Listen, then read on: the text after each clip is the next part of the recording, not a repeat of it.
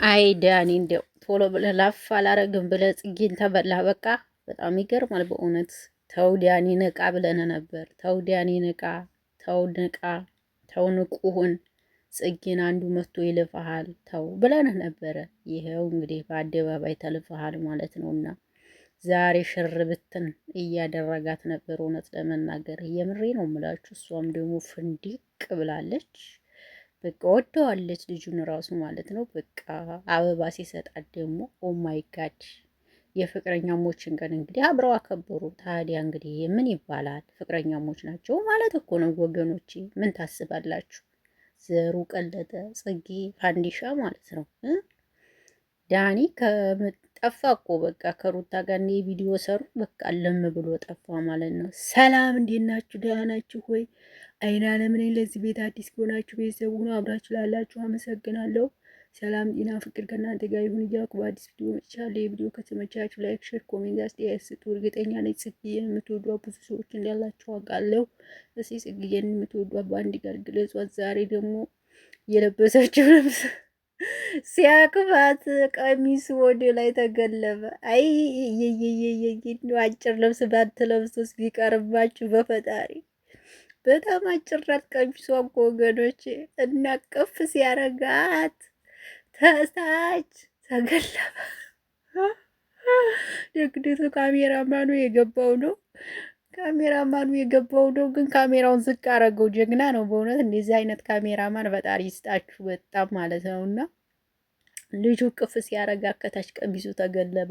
ሲገለብ ካሜራማኑ ቶሎ ብሎ ካሜራውን ዝቅ አደረገው ማለት ነው። እና በጣም ነው የሚገርመው። ካሜራማን አንዳንዴ ቀልጣፋ ሲሆን ደስ ይላል፣ የእውነት ለመናገር ማለት ነው።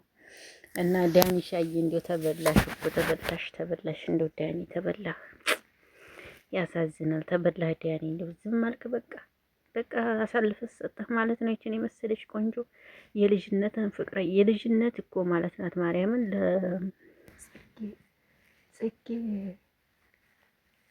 ጽጌ ለዳኒ አብሮ የተማሩ ማለት እኮ ናት። ማርያምን በጣም የቆዩ ናቸው ዳኒና ጽጌ። እውነት ስነግራችሁ እና ግን ባለፈው ለታ ላይ ብላይ ሲናገር ከሷና እኔ ምንም ነገር የለንም እህትና ወንድም ነን ምናምን ብሏል። እሱ ከጽጌ ጋር ምንም ነገር የለንም እህትና ወንድም ነን ነው ያለው። አሁን ደግሞ ከዚህ ጋር ስትመጣ ሁሉም ሰው ወዷታል። በጣም ነው የወደዷት ማርያምን። ከዚህ ልጅ ጋር ስትመጣ በጣም ብዙ ሰው የወደዷቸው ማለት ነው። እና ዳኒ አሁን ምን ይሻልሃል? ወንትየም ጋር መጣ፣ በቃ ከተለያዩ ሰዎች ጋር መጣ። ምንም ዋጋ የለውም። ምንድን ነው የምልህ? ጽጌን የመሰለች ቆንጆ አሳልፈህ ሰጠህ። እሷን ግን መስጠት የለብህም ነበር። አጥፍተሃል፣ የምር አጥፍተሃል። እውነቴን ነው።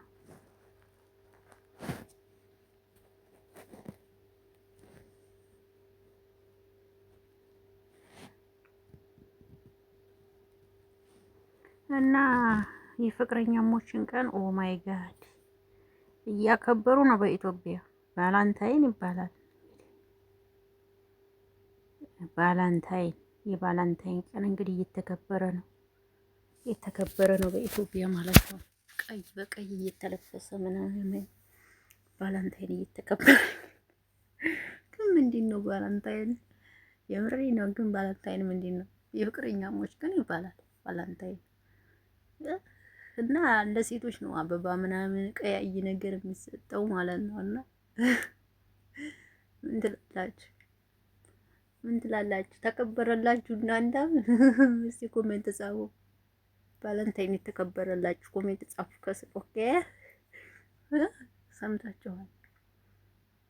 ፍቅረኛሞች የሆኑ ሰዎች የተከበረላቸው ነው።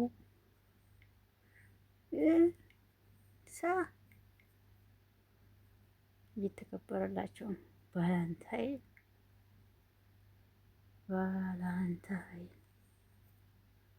ለማንኛውም እንግዲህ ዳኒሻ በቃ ቻለው፣ ምንም ማድረግ አይቻልም። እንግዲህ ያመጣው መቻል ነው። አንተም እንግዲህ አንዷን ይዘህ ብቅ በል። የሚያዋጣው ይሄ ነው። ዩቲዩብ ብታውቀው ሩታም ያው የማይሆን ነው። የሩታ ራሱ ሰምተሃል፣ የማይሆን ነገር ስለሆነ አንዷን ይዘህ ብቅ ብትል ይሻላል። ሩታንማ አብሬሽ አለሁ የለውም እያለ እሷንም ልያዋለለ ልቧን እንትን አለው። ረዶ ምን ይሻላል? እንዲሁ አንዳንዴ ሚዲያ ማርያምን የሚዲያ ህይወት አንዳንዴ ደስ የሚላል ያስጠላል። ይቅርታ አድርጉልኝ እምዬን በቃ አሁን ላይ እኮ